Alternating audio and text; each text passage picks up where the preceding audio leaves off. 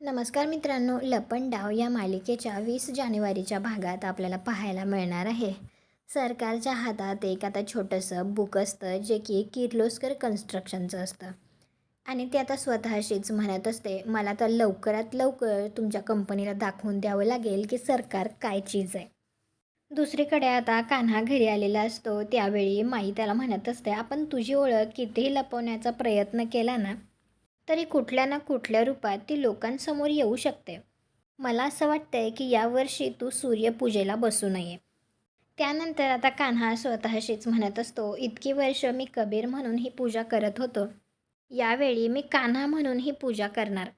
कान्हा पूजा करणार असेल तर सखीला त्याची साथ द्यावीच लागेल. त्यानंतर आता इकडे घरी आल्यानंतर सखी कान्हाचा हात तिच्या डोक्यावर ठेवतच त्याला म्हणत असते, घे माझी शपथ.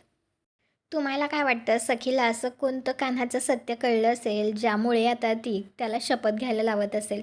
कॉमेंट करून नक्की सांगा. व्हिडिओला लाईक करा, आपल्या मराठी मालिका चॅनलला सबस्क्राईब करा. भेटू पुढील भागात.